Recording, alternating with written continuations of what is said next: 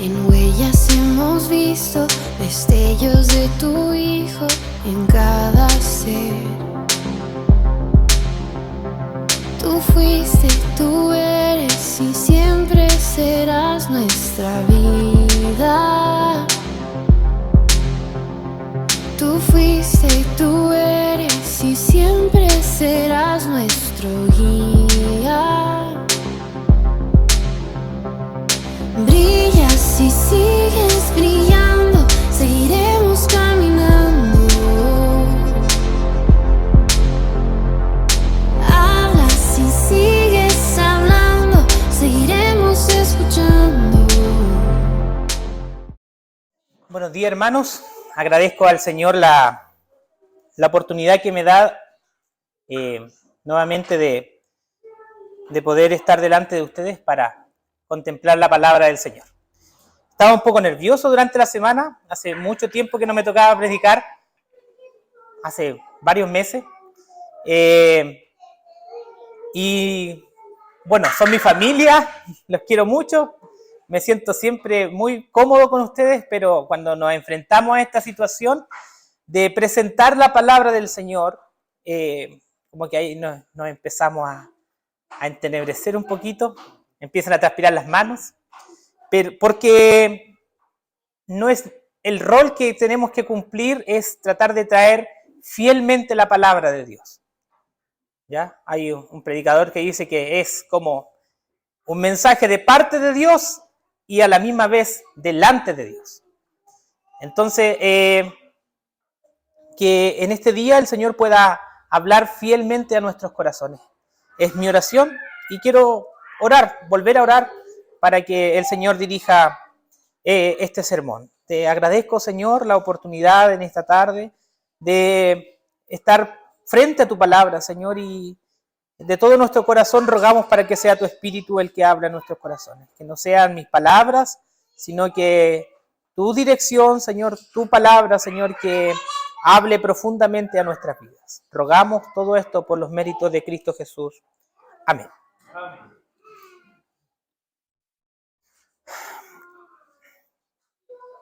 Yo creo que hay una palabra muy fuerte para decirse y no voy a hacer que nos apuntemos unos a otros, sino que yo creo que yo voy a decir la palabra y voy a dar la oportunidad para que ustedes ahí quizás se empiecen, no, sí, yo creo que esta persona cumple con este adjetivo calificativo. ¿Conocen alguna ustedes alguna persona obstinada?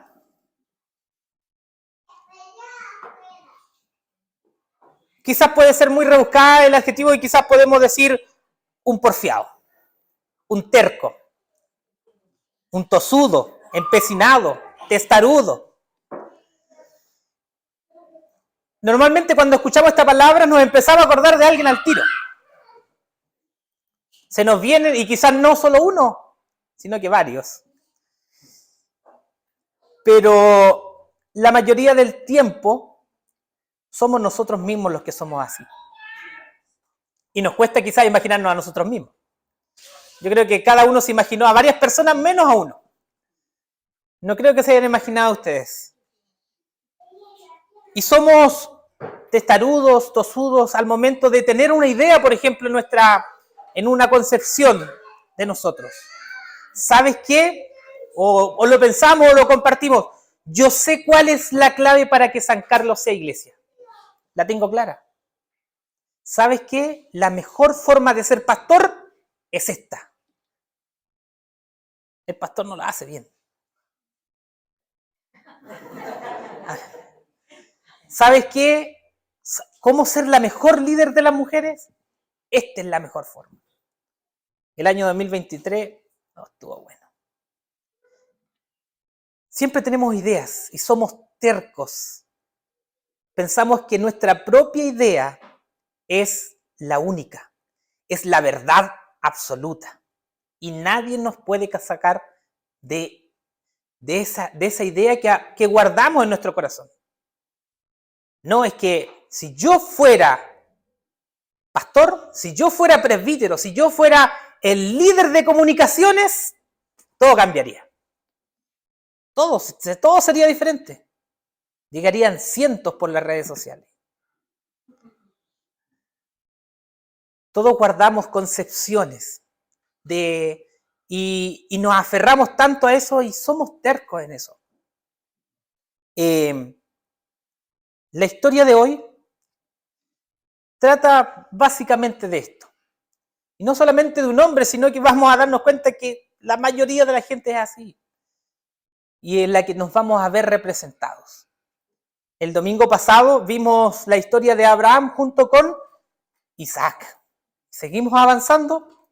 Isaac creció, siguió creciendo, se casó. Su esposa se llamaba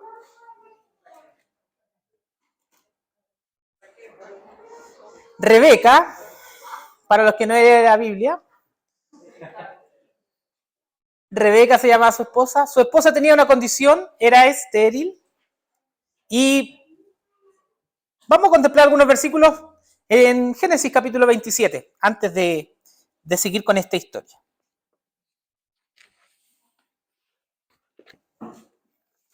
Génesis capítulo.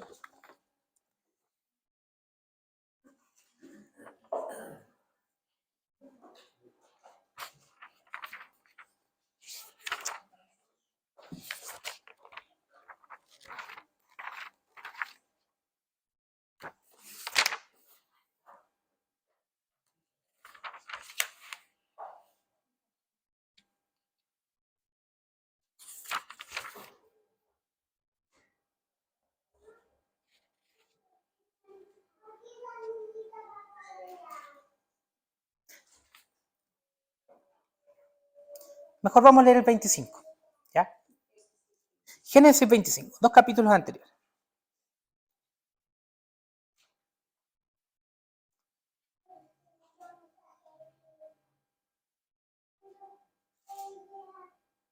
Del versículo 20 al versículo 26.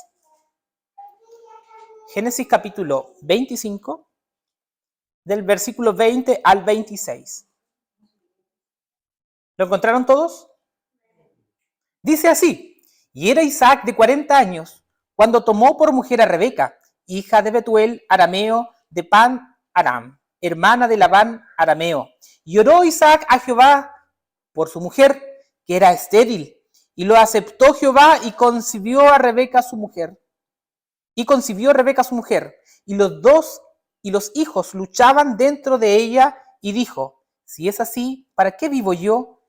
Y fue a consultar a Jehová, y le respondió Jehová: 2 naciones hay en tu seno, y 2 pueblos serán divididos desde tus entrañas. Un pueblo será más fuerte que el otro pueblo, y el mayor servirá al menor. Cuando se cumplieron los días para dar a luz, he aquí, había gemelos en su vientre, y salió el primero rubio, y era todo velludo como una pelliza, y llamaron su nombre Esaú. Después salió su hermano, trabada su mano al calcañar de Esaú, y fue llamado su nombre Jacob. Y era Isaac de edad de 60 años cuando los dio a luz.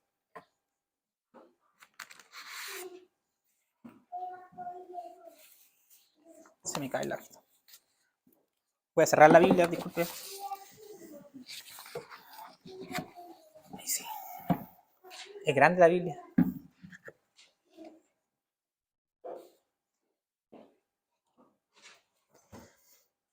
Vamos a contemplar la historia de Jacob. Esa es la tarea que me ha encomendado el pastor. Y si nosotros empezamos a contemplar la historia de Jacob del capítulo 25, Jacob muere en el capítulo 50. Así que hay 25 capítulos, un punto por cada capítulo. No, van a ser solamente 3 puntos. ¿Ya? Estábamos analizando Estábamos analizando aquellas personas tosudas, porfiadas. Y decíamos que quizás somos nosotros mismos. Y una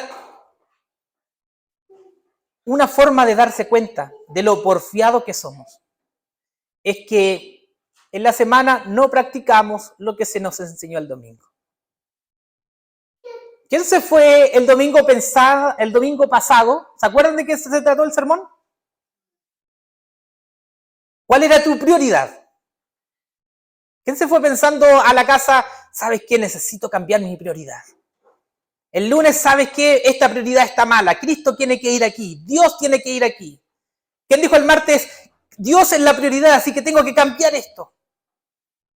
Somos tosudos, tercos, porque se nos predica la palabra, y la mayoría hemos llegado a este lugar porque se nos predica la palabra, porque es fiel a la Escritura, pero al momento de ejercerla, al momento de ponerla en obra, nuevamente somos obstinados, somos porfiados. Así que la palabra en este día es para nosotros. Antes de pasar al primer punto, me quiero tomar de unas palabras que dijo el pastor al momento de orar. Hermanos, necesitamos que la palabra de Dios cobre vida en nuestras vidas.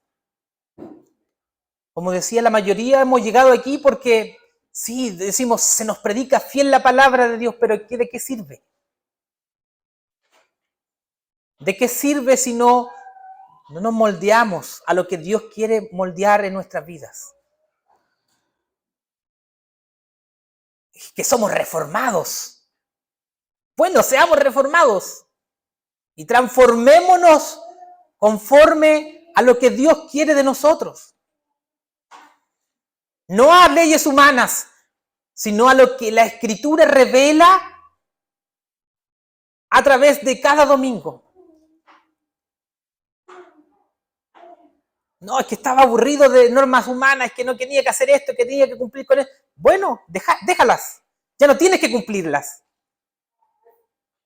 Pero sí tienes que conformarte al corazón de Cristo.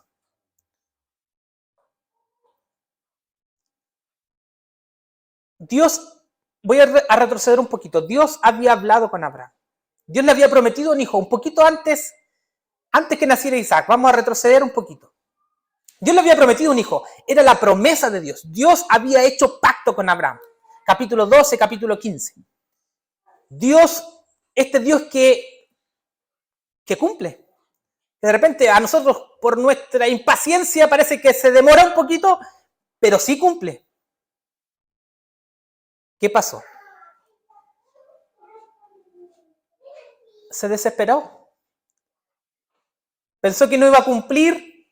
Y no solo Abraham, sino que Sara. Y se ponen de acuerdo y dice, ¿sabe qué? Nosotros le vamos a ayudar a Dios.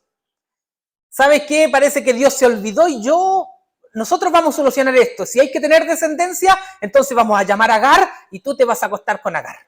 Y vas a tener un hijo y se va a cumplir la profecía que teníamos.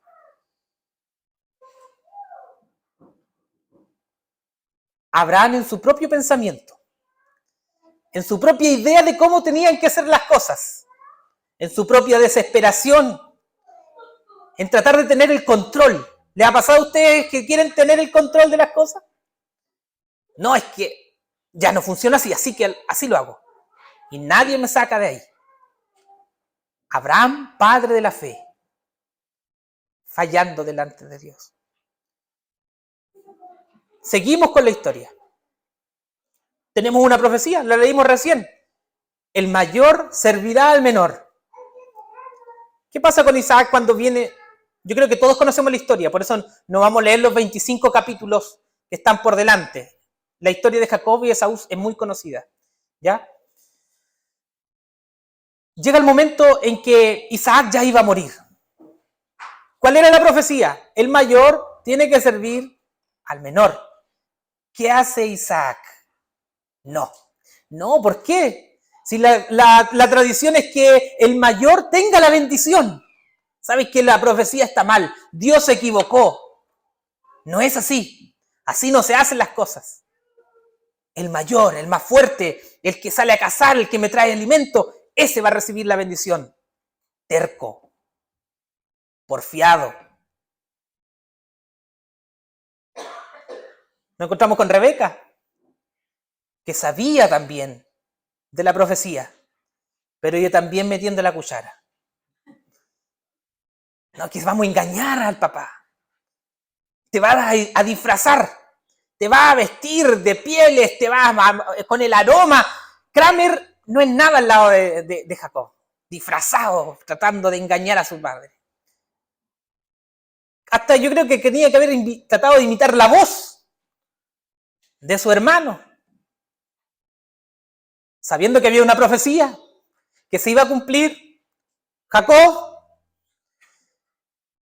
sabía que estaba la profecía. Su madre seguramente se lo había contado. No, es que voy a robar la primogenitura con un guiso de lentejas. ¿Cómo yo arrebato eso?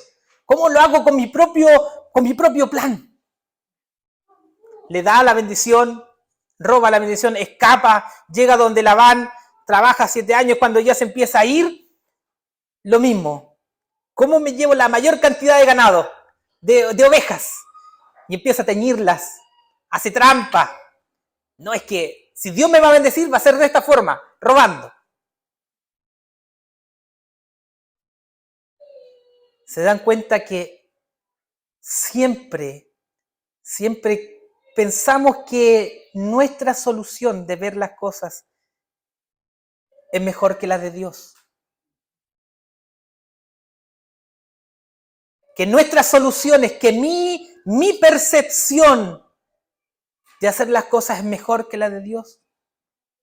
Domingo a domingo somos aconsejados. Domingo a domingo somos instruidos, somos disciplinados por la palabra de Dios. ¿Por qué? Porque nos empieza a pegar ahí en el callito. Nos molesta un poquito, pero seguimos con nuestro pensamiento.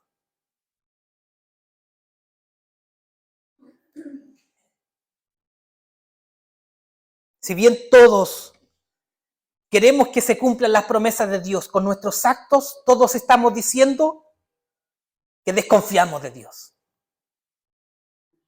Tus actos lo único que hacen es decir, yo desconfío de Dios. Y es triste, porque estudiamos, ahora en el verano, miércoles tras miércoles, cómo Dios ha decidido hacer pacto con nosotros. Cómo Dios ha decidido darnos su Hijo. Cómo este Dios soberano que gobierna toda la cosa está al mando. Pero nosotros, en nuestro pecado, decimos, no confío en ti. Tratamos de idear nuestras propias estrategias.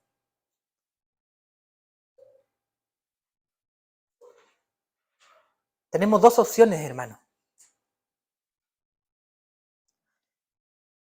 Tenemos dos opciones. Una es que tú confíes en tu propio plan, en el que estás pensando que va a realizar mañana, el que viene el martes y va a seguir, y cómo va a llegar marzo, que tú confíes en tu propio plan, o verdaderamente rendirte a la soberanía de Dios. No hay más opciones. O confías en tu plan, que sin duda, si miramos el año 23, ¿cuántas veces falló nuestro plan? No, es que ahora sí, y vuelve a fallar. No, es que ahora sí, y vuelve a fallar. Y pensamos que el 2024 va a ser diferente. Hermanos,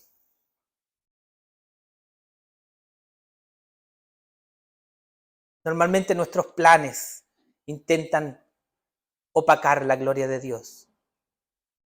Si quieres que la gloria de Dios brille, si queremos que en San Carlos brille la gloria de Dios y si logremos ser en algún momento iglesia, tenemos que dejar de ser tercos y tener nuestra propia idea, sino ver lo que Dios quiere lograr en nosotros.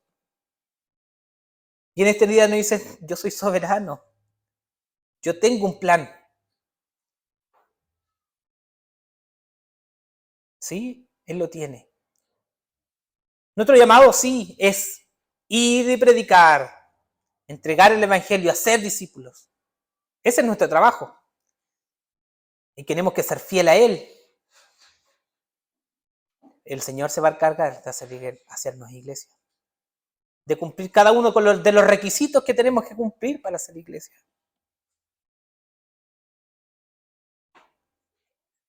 Nos enfrentamos a una historia, yo creo que para mí, bien extraña.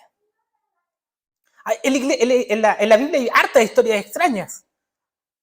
Nos encontramos que un burro habla,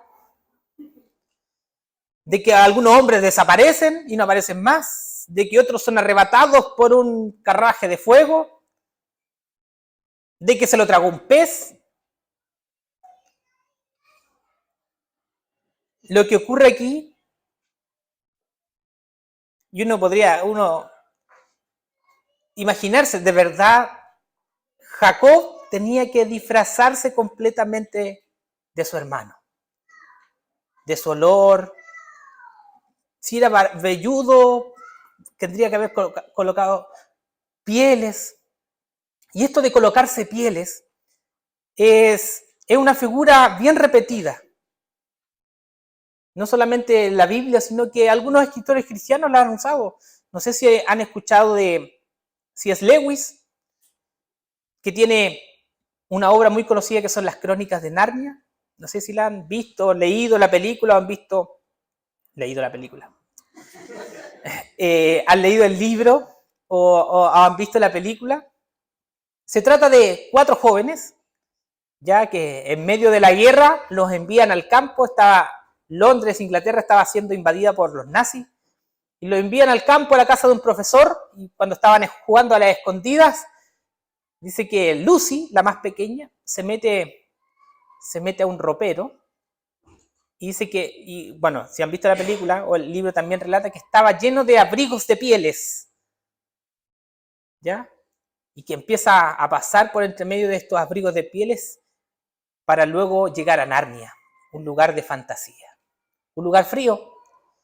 Y Lucy tuvo que vestirse de estas pieles para abrigarse. Si nosotros vamos al principio de Génesis, Adán y Eva se encontraban tapados con hojas, porque habían descubierto su desnudez.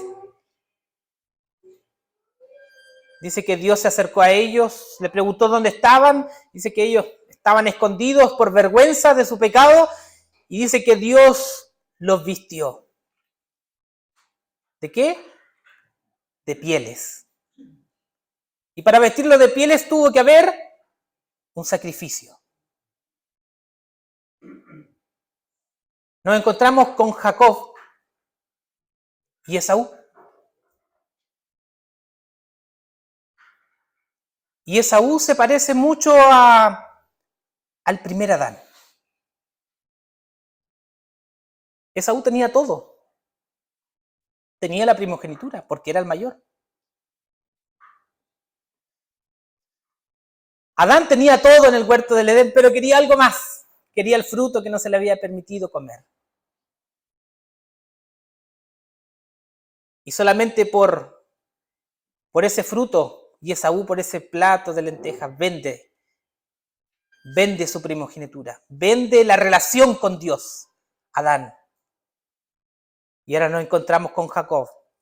Si bien muchas veces asimilamos personajes a Cristo y decimos, pero ¿cómo vamos a comparar a Jacob con Cristo si es tan pecador, si robó?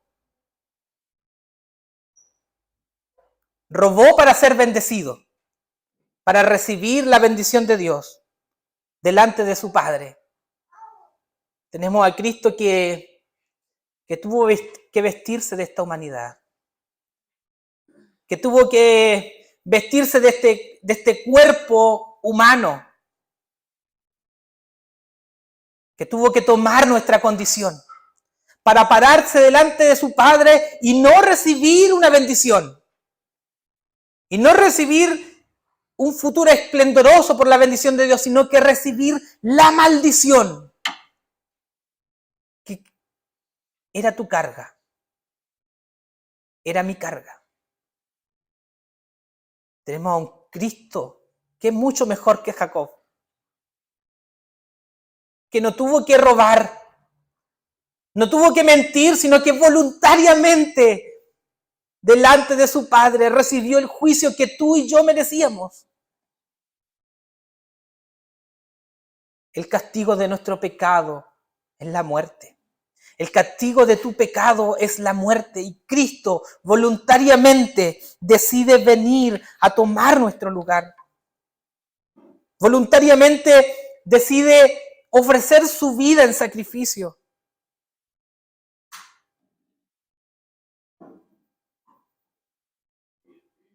Por amor a nosotros. Por amor a ti. Por amor al traicionero. Porque somos. Por amor al enemigo. Porque eso somos. Como decíamos al principio, por amor a los que desconfían de Él. Porque eso somos. Cristo ha venido a entregar su vida por amor a nosotros. La solución para esta nación que se estaba formando no era haber sacrificado en la historia anterior a Isaac. No era la solución esa. La solución no iba a ser la bendición sobre Jacob y que luego iba a tener a José y lo iba a sacar de la hambruna. No era esa la solución. La solución para toda la humanidad solamente es Cristo. La solución para tu vida, para todos tus planes que seguramente van a fracasar, la única solución es Cristo. No seas terco. No seas testarudo. No seas porfiado. Rinde tu vida a Cristo. Cristo es tu única solución. ¿Para qué vino Cristo? ¿Para qué vino y dio su vida? ¿Para qué nos salvó? Para ser transformados a su misma imagen. Y eso es lo que pasa con Jacob un poquito más adelante. Este prototipo de Cristo, este prototipo del segundo Adán, dice que cambia de nombre. Israel. Tratando de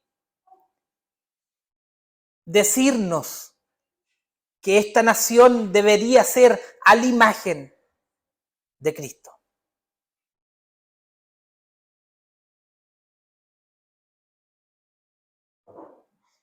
Seguimos avanzando al capítulo 32 y nos encontramos con esta historia. Jacob seguía igual que su padre, igual que su abuelo, obstinado, con su propia idea de reconciliarse con su hermano. Y dice que hace un plan. Ya había robado le había robado a su suegro, había escapado. Y dice que su plan de reconciliación quizás apelaba un poco a la codicia de su hermano. Y dice, voy a enviar grupos con toda mi riqueza adelante, de alguna forma de aplacar su ira. Y dice que ya poco faltando para llegar, cruzando el río Jordán, tiene un encuentro. Algunos dicen que es un ángel, algunos dicen que es Dios. Hay muchas teorías. Algunos dicen que es Cristo, la imagen del Dios viviente. Pero lo importante aquí es lo que Dios quiere provocar en Jacob. Y en eso quiero que nos podamos enfocar. ¿Qué Dios quiere hacer con Jacob? Porque dice que tienen una lucha en que Jacob iba ganando. Y es un poquito difícil de imaginárselo eso porque nadie puede enfrentar a Dios, ni siquiera ponerse de pie delante de Él.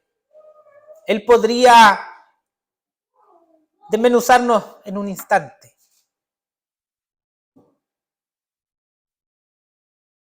Quizás lo que Dios quería era transformar el corazón de Jacob.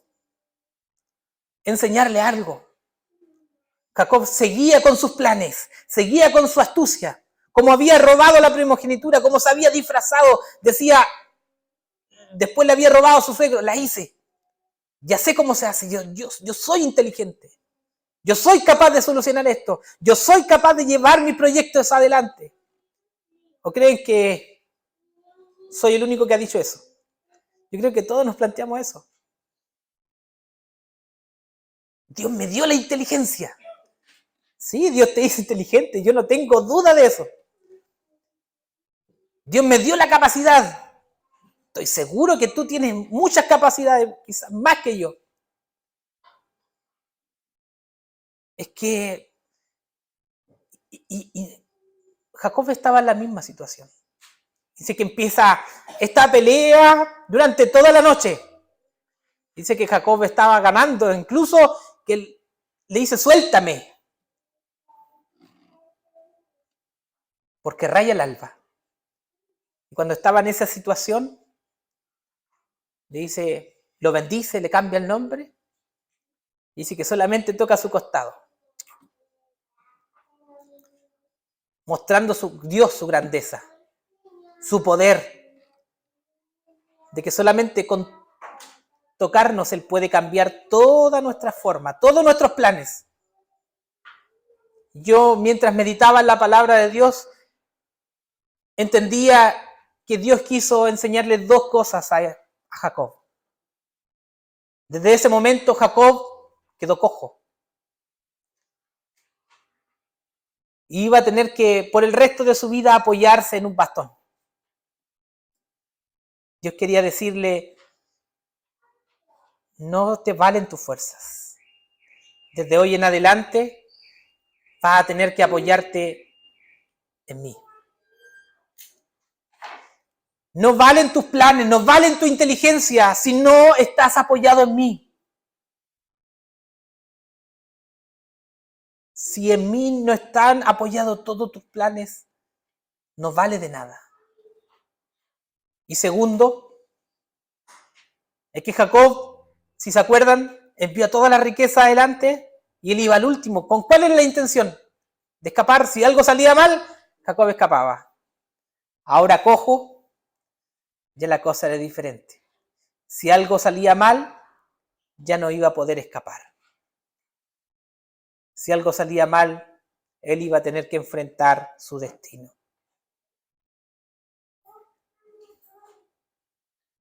Y estas enseñanzas son para nosotros hoy. Necesitamos confiar nuestros planes en Dios.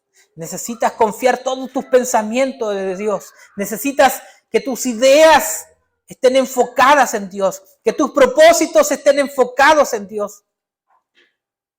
Tenemos que dejar de ser porfiados. Tenemos que dejar de ser obstinados. Tenemos que confiar plenamente en la soberanía de Dios. Solo te vas a encontrar igual que Jacob, confiando en tu propia inteligencia. Pero con Cristo quizás nos podemos acordar de Pablo, que le dijo, Señor, sáname por favor. Pablo tenía algo en su ojo, no sabemos verdaderamente qué es lo que es, pero dice que sufría de su visión. Y le pidió infinitas veces al Señor, sáname, sáname. Incluso Pablo sanó enfermos. Podríamos haber dicho que se ungiera él mismo. Sáname. Y Dios le dice, tranquilo. Confía en mí. Bástate de mi gracia, gózate en mí. Lo que Jacob necesitaba aprender esa noche de pelea era confiar y aprender de la gracia. De eso se trata la gracia. La gracia no se trata de un regalo precioso que me llegó. La gracia se trata de saber que no tienes las capacidades para salvarte, que estás perdido sin Cristo, que no hay escapatoria para ti si no te aferras a Él. De eso se trata la gracia. Pero a veces nos creemos los superhéroes de la historia.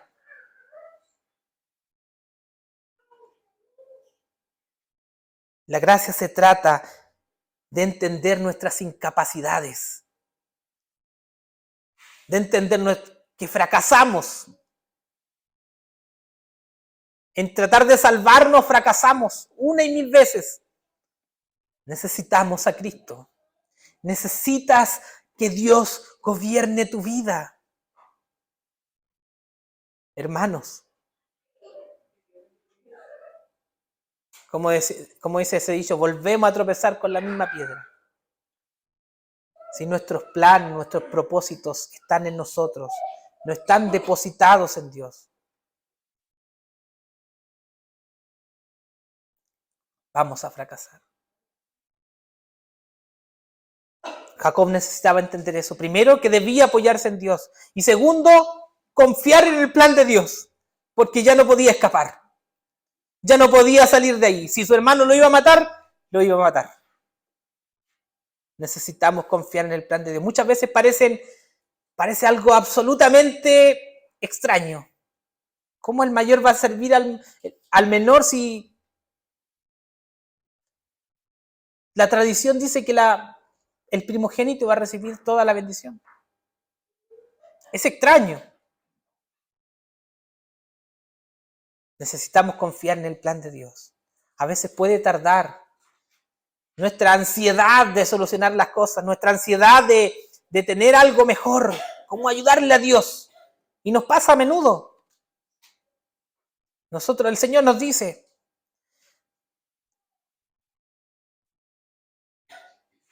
nos enseña, por ejemplo, que no debemos unirnos en yugo desigual. Pero le vamos a echar una ayudadita a Dios. Yo la voy a convertir, yo lo voy a convertir. El Señor nos dice que hay un sacerdote en el hogar, pero mi marido no sirve para nada. Le voy a echar una ayudadita al Señor. Y yo voy a ayudarle a todo. Voy a dirigir la casa mejor. Somos porfiados. Y está tan claro. El Señor nos revela. En este día nos dice, yo soy soberano. ¿No entiendes que si tus planes no están apoyados en mí, no sirve de nada? Confía en mí. Confía en mí.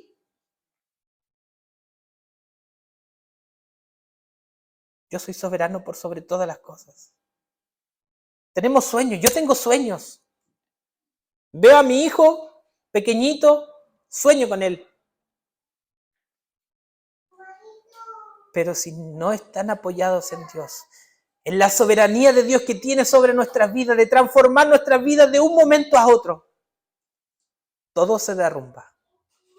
Soñamos con ser iglesia, pero debemos aprender a esperar el momento de Dios. Debemos confiar en los tiempos de Dios. Queremos que sea el otro año, este año, ojalá, fin de año que seamos iglesia. El Señor nos ha enviado sí a trabajar, a ser diligentes, a prepararnos, a estar dispuestos. Pero el Señor sabe los tiempos.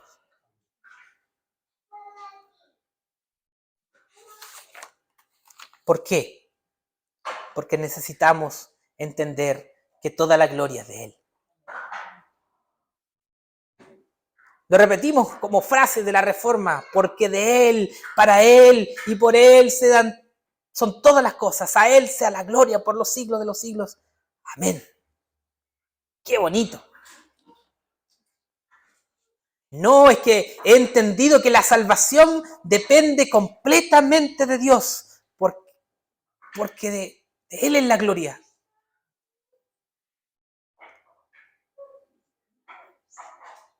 Cuando yo he trazado mis propias líneas de vida, cuando yo quiero gobernar mi vida y no someterla a lo que Dios quiere hacer, yo no he entendido que la gloria es de Dios, que la salvación es de Dios.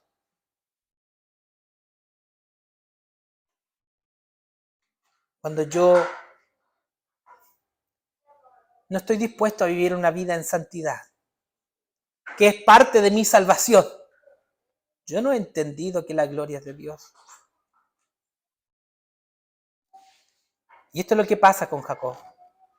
Le costó una vida. Le costó una vida entender que sus planes, sus propósitos estaban muy lejos del pensamiento de Dios. Porque así pasa. Dios nos dice, así como altos son los cielos de la tierra, así son mis pensamientos de tus pensamientos. Pasaron los años, llegamos al capítulo 49. Durante todos estos años, él tuvo elegidos, él tuvo privilegiados. Si nos recordamos de José, de Benjamín. Y cuando llegamos al capítulo 49, dice que él está a punto de morir y tiene que entregar lo mismo que hizo Isaac con él, entregar la bendición. Y podríamos decir, él tenía sus elegidos. Él tenía a José, que lo amó. Dice que su alma estaba pegada a Benjamín, o sea, lo amaba también. Pero Jacob entendió que no se trataba de él. No se trataba de sus propósitos. No se trataba de lo que él quería, a quien él quería bendecir. Sino que se trataba de un plan mayor. Se trataba de la gloria de Cristo. Porque Cristo había elegido crecer de la tribu de Judá. Al primogénito, que al principio le había quitado todo, lo había tirado por el piso porque se había perdido su hijo José, lo vuelve a restablecer y deposita toda la bendición en él. Incluso que este cetro, este poder, no se iba a apartar nunca de esta tribu, de su familia. Lo vemos ratificado después en David.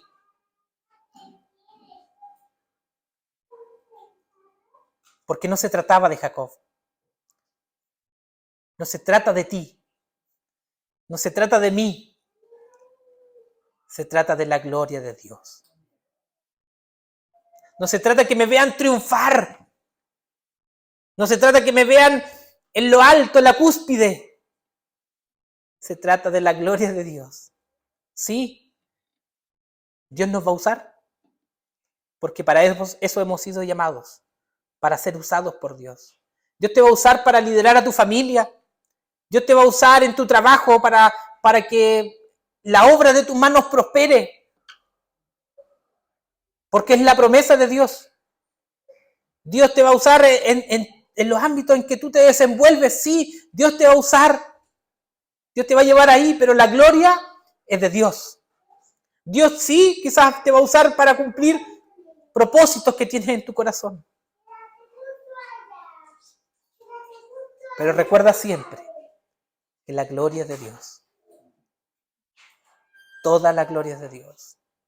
¿Y cómo podemos empezar a practicar eso? Es que ahora al terminar, reconozcamos al Señor su soberanía sobre nosotros. Reconozcamos al Señor su poder sobre nosotros. Que Él tiene todo el dominio sobre nuestras vidas. Reconozcámoslo en la semana, que Él es nuestra prioridad, como hablaba el domingo pasado.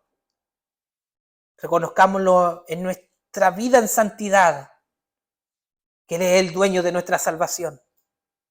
Reconozcámoslo en cada ámbito de nuestra vida, hasta en nuestras ofrendas, en nuestros diezmos. Porque ahí no tiene control. Ya, sí voy a ser más santo, pero ahí no me toca. Ahí yo tengo el control.